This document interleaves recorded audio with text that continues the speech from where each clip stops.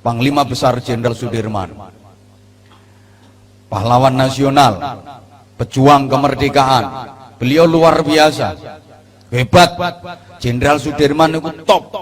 Selama mimpin perang melawan penjajah, mulai merebut kemerdekaan sampai mempertahankan kemerdekaan, Jenderal Sudirman itu enggak pernah ketangkep sama penjajah, enggak pernah ditangkap Belanda, enggak pernah ketangkep Jepang, enggak pernah ketangkep sekutu, enggak pernah dibuang, enggak pernah diasingkan, enggak pernah dipenjara.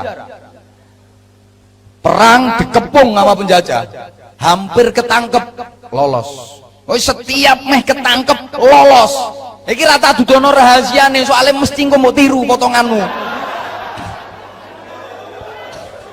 Bahaya lek potonganmu duwe ilmu ngene iki, jelas bahaya. Lha sampean ora patek sakti yo nyolong pitik kecekel.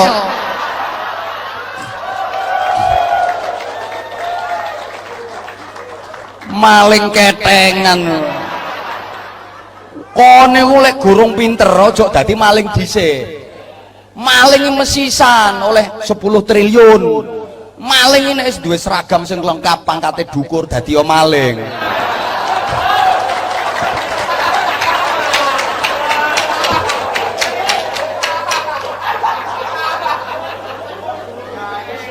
Nyolong terima nyolong pitik. Penggaweanmu lak nyolong ayam, ngono iku to. Halo. Ya ana sing judi ketangkep barang ngono. Ya ana sing gara-gara sabu ngene barang. Wong sampai saiki durung waras telere raimu iku. Halo. Halo. Mohon maaf bakal apa hajur ya wis wong-wong iki. Mesisan tak gembukane ndok kene.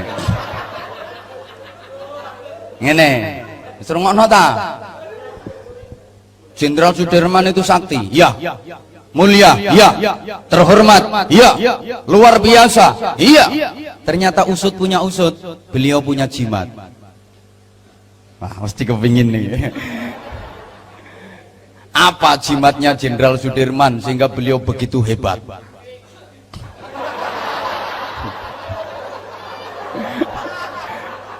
Tutuake bro.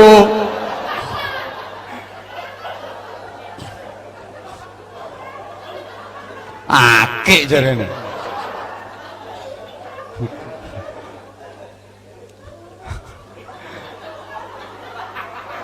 Ngene.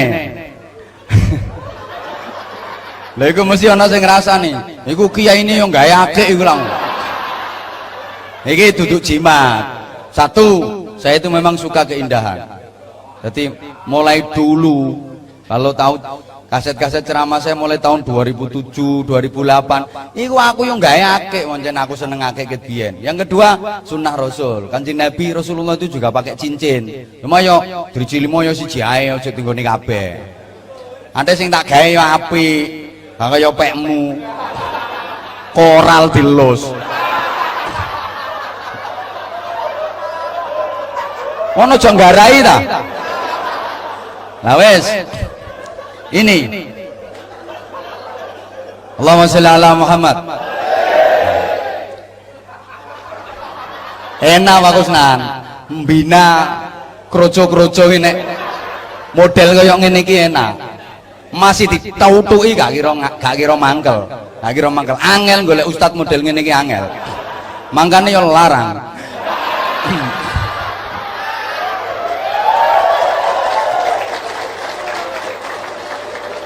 Loh, orang-orang yang model kayak gini langsung ditui Al-Quran surat kesekian ayat kesekian, mendal. Iso-iso ustadnya dilokno, ustad gendeng yang ngono barang. Tapi lek macak podo gendenge ngene iki kan, dia merasa bahwa saya juga bagian dari mereka, ngono loh. Carane ngene, membaur ngene iki. Wes. Allahumma sholli ala Muhammad. Jimate Jenderal Sudirman itu 3. Yang pertama, beliau itu daimul wudu, mengabadikan wudu. Bahasa Jawanya ngelanggengno wudu, tidak pernah batal. Oke, setiap batal langsung wudu. Habis kencing, ya langsung wudu. tut wudu, tit wudu, tet wudu, pret wudu, brot wudu. Loh kan yo beda-beda suaranya, tergantung ukuran bokong.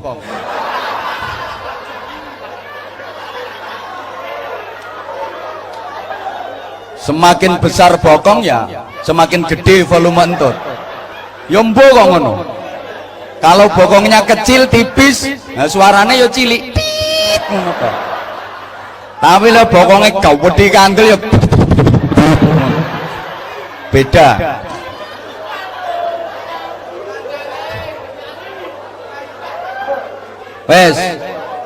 Wes tak rungokno.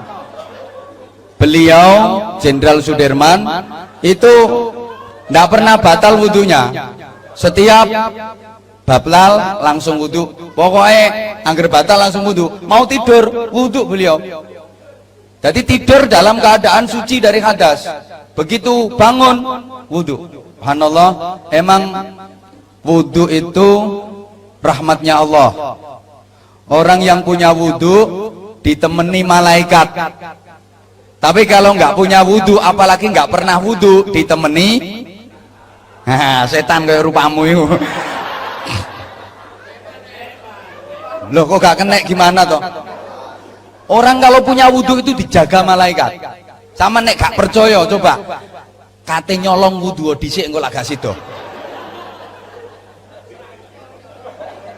Sampean winginane nyolong iku tepak gak duwe wudhu kok. Loh kok masak dikandani? Itu loh. Wes. Wajah kalau kesiram air wudhu itu dibarengi rahmatnya Allah. Air wudhu itu dijadikan malaikat sama Allah. Maka sunahnya habis wudhu kan nggak boleh, jangan dielapi, jarkan saja. Dijarno loh, melu-melu ayo. Malaikat kok diusap-usap begitu loh. Biarkan saja, itu air wudhu itu malaikat, dan air wudhu itu menjadikan ghurran muhajjalin, bukan hanya besok di akhirat, cerah cemerlangnya di dunia juga. Wajah yang sering dibasuh air wudhu jelas beda dengan wajah yang nggak pernah terbasuh air wudhu. Kalau nggak pernah terbasuh air wudhu itu meskipun ganteng cantik itu modelnya ya apa ya?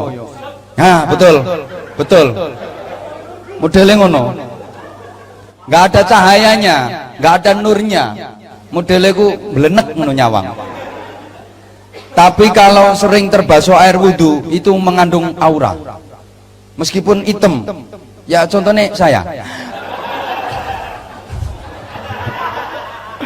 Ndak, subhanallah. Ini, wes, perempuan itu juga gitu. Kalau kepengen cantik sebenarnya nggak perlu macam-macam make up. Karena kecantikan itu sumbernya dari dalam, inner beauty. Oh, bajingan nih lo ngomong betul.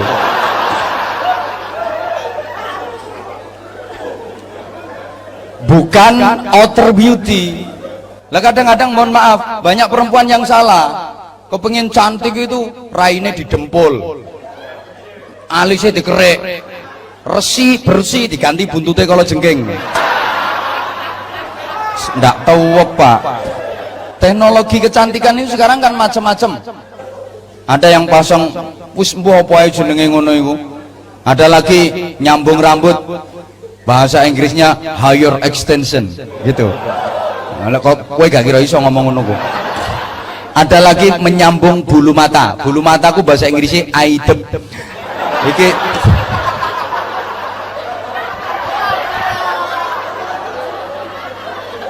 dibikin jentit gitu kayak kepiting. Kadang nggak mau kalah sambung sampai 3 meter. Nggak, wudhu, biasakan wudhu, berbanyak baca Al-Quran, berbanyak baca sholawat. Ini akan mempercantik zahir batin. Panglima Besar Jenderal Sudirman itu langgeng wudhu, nggak pernah batal wudhu.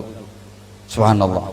Yang kedua, Jenderal Sudirman itu, ini bukti ya, bukti kalau beliau daimul wudhu itu diantaranya ketika napak tilas perjalanan Jenderal Sudirman, napak tilas perjuangan Jenderal Sudirman itu di setiap titik, di setiap tempat yang pernah disinggahi oleh Jenderal Sudirman itu ada tempat wudhu, wadah air untuk wudhu yang terbuat dari tanah.